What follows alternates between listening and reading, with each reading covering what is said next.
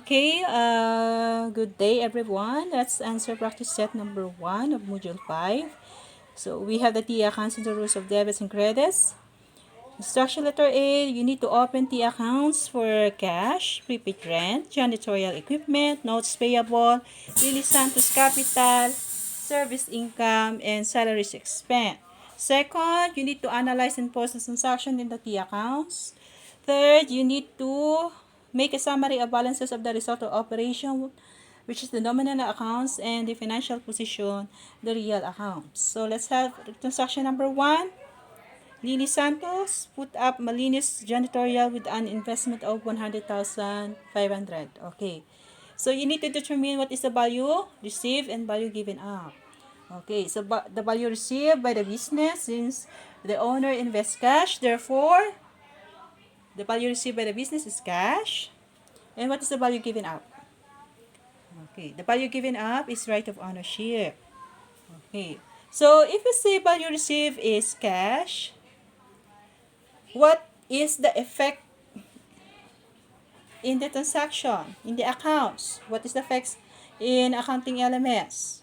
So if we say there is, the value received is cash, therefore there is an increase in asset because cash is an assets. And therefore, if we say increase in asset, you debit. If you debit asset, meaning there is an increase. So debit what? What specific account? Because it says that the owners invest cash. Therefore, specific account to be used, you debit to increase the asset. Debit the cash by 100,500. And then it says that the value given up, so the effects on the accounting elements, effects of the transaction. If the right of ownership is the value given up, therefore there is an increase in equity. When you increase the equity, what will you do? You credit the what specific account? The specific account to be used is Lily Santos Capital. So you credit to increase the equity account. So 100,500. If you debit cash for 100,500, you need to have your credit account. And the credit account to be used is Lily Santos Capital because we're talking about the investment of the owner. So it increased the equity account of the business. Second, paid 8,000 for 2 months rent of the office space. Okay, we're talking about office space. So what is the value received by the business? The right to use the property and the value given up. Since we're talking about paid, so we are talking about the paid, therefore the value given up is cash or money. Okay, what is the value, what is the effects on the transaction? If we had the value received, right of ownership to use the right to use the property, not ownership, right to use the property, therefore the effect on the accounting elements is increase in asset. Why increase in asset? If we say 2 months payment, therefore there is an advance payment of rent, so it is an asset account. But when we say 1 month payment, therefore it is an expense. But the problem says 2 months rent payment, therefore it is an asset account. Okay, what is the when we say increase in asset, therefore if you say increase, meaning you debit an asset account. And what specific account to be used? Since we're talking about advance payment of rent, therefore we use the prepaid rent account. So debit prepaid rent to increase the asset account by 8,000. So we have 8,000. And the value given up is cash. Therefore, what is the effect of cash on the business? Because you've given up. So this is an outflow transaction, right? So therefore, there is a decrease in asset. So if you decrease the asset, you credit. But what specific account? What account in assets to be credited? Since it is decreases, you credit cash. Why you credit cash? Because you use cash for the payment of rent. So credit cash by 8,000. Okay, what is the next transaction? The next transaction number 3, purchase janitorial equipment 30,000, issued a note.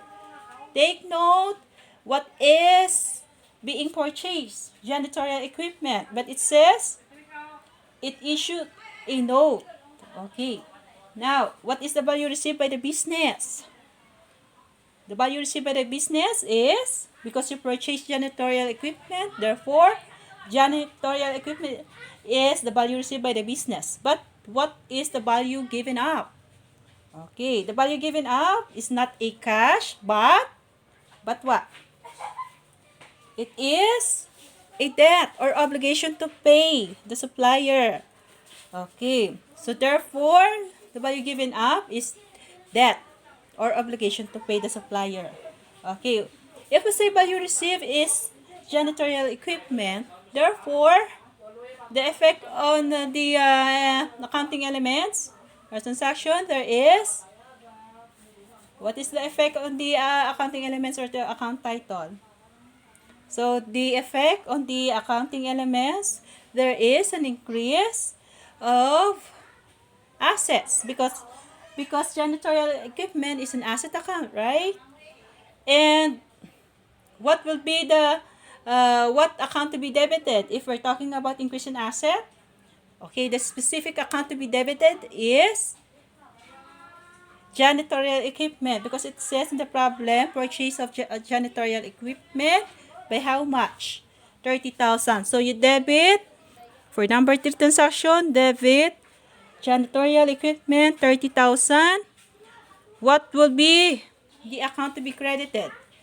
As we said that the value given up is debt or obligation to pay. Therefore, what will be the effect in the accounting element?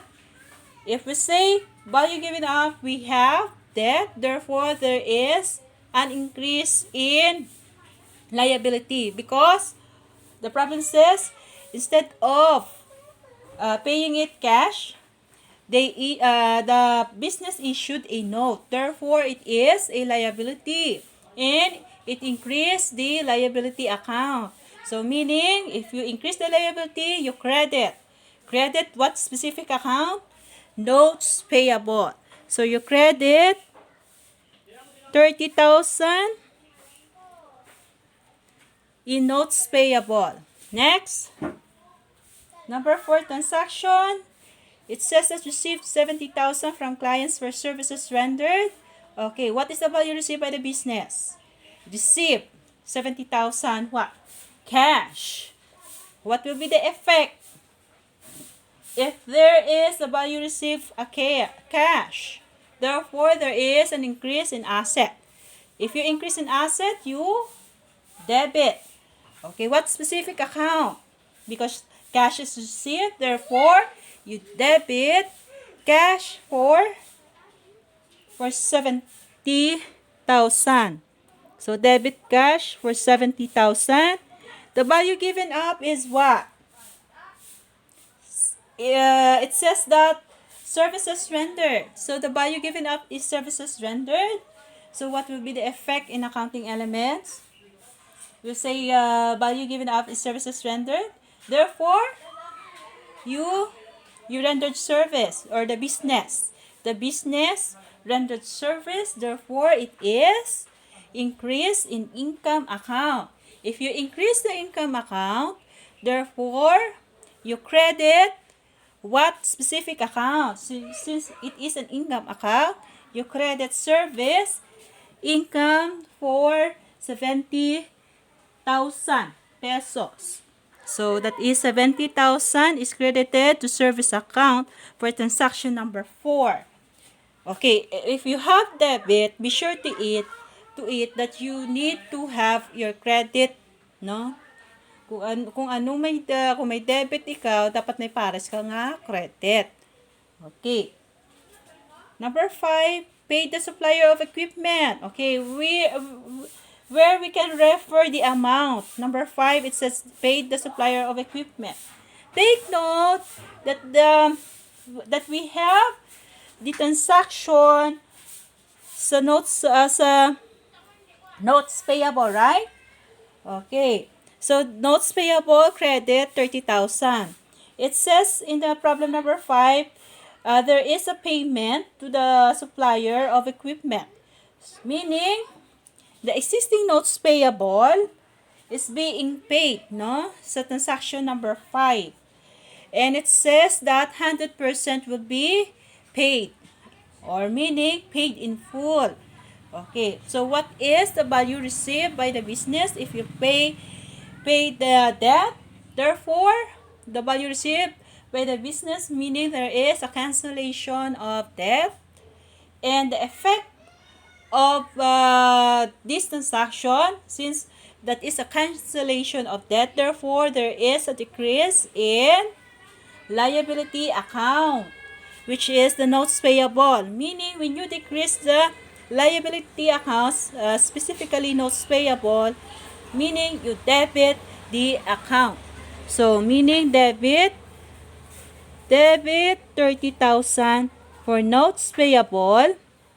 And what is the value given us? Since you pay for the debt, therefore cash is being used for payment. So, the effect of this transaction in the accounting elements, when you pay cash, therefore there is a decrease in asset.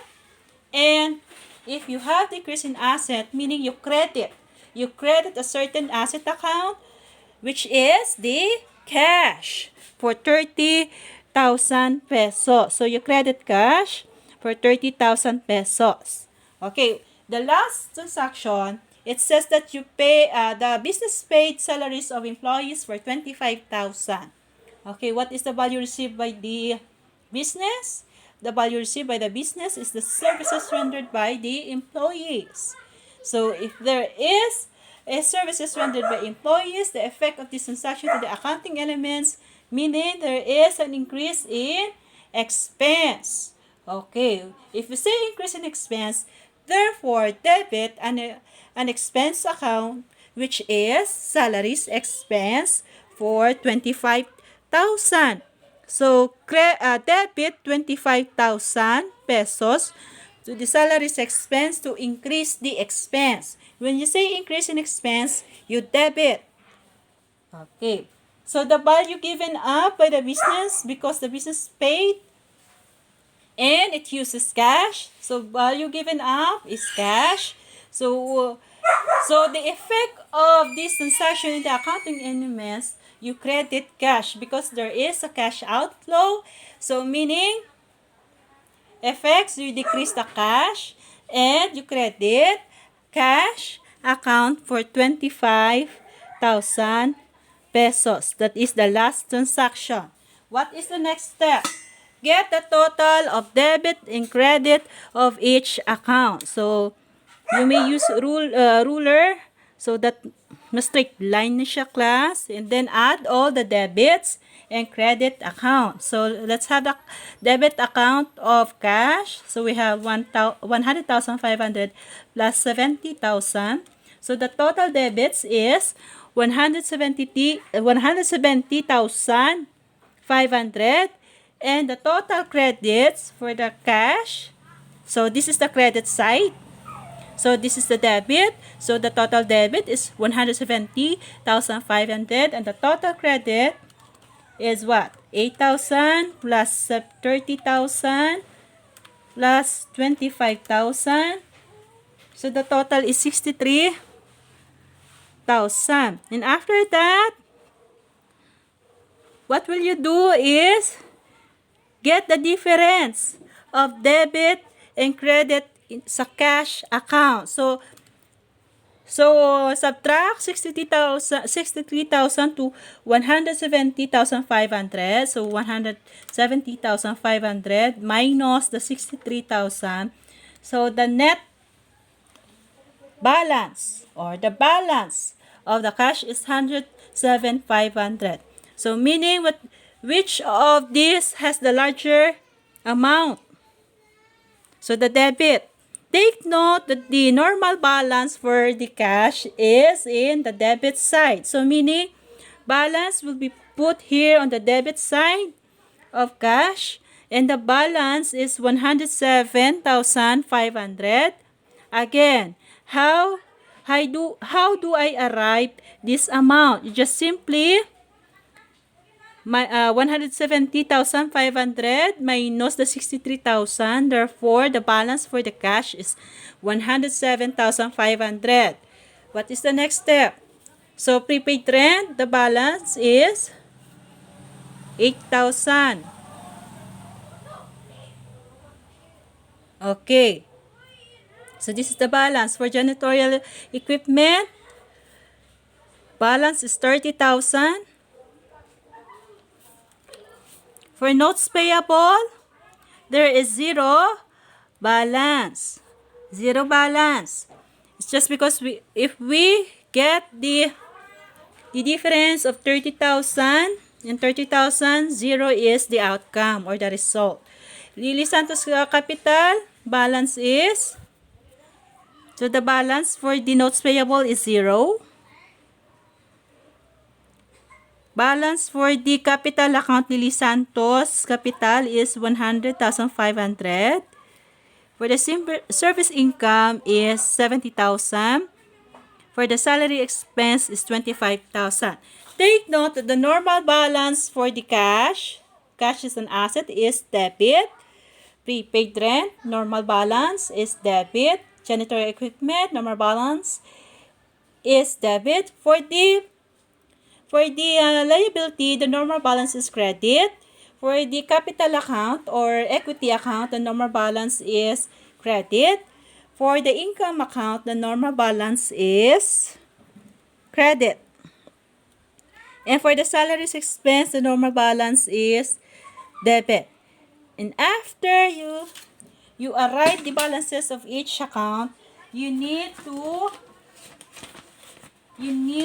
prepare for the summary of balances. Okay, so we have the summary of balances. What will you do? Based on your T accounts, so may T accounts kita. So the balances of each account, this will be the basis in what? In preparing the summary of balances. So simply look up the balance for the income. Let's say we have nominal accounts, result of operation. What is the normal balance? What is the balance in the service income? The balance is 70,000. You put 70 or you write 70,000 for the balance for service income. How about the salaries? So we have the balance of 25,000. Okay. So when we say result of operation, that is, you need to get the profit for the period. So profit for the period, service income minus the expense of 25,000. So you get the difference. So the difference is 45,000. After that, proceed to your financial position. Okay. So you need to get the balance of cash. Okay, so refer to your T account. So the balance of cash is 107,500. So you write 107,500. And the prepaid rent, the balance is 8,000. And the janitorial equipment, 30,000. Then you need to sum all the total assets. Okay, so 107,500 plus the 8,000 plus the 30,000, 145,500. So total assets is 145,500. How about the notes payable? We don't have the notes payable, so you may write dash or zero. No, so we say dash. It symbolizes that there is no amount or there is a zero balance for the notes payable. What will be the ending balance for Lily Santos Capital? Okay.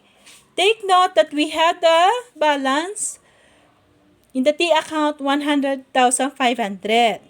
Okay, instead of writing 100,500, take note that the ending capital balance will be, you add the what?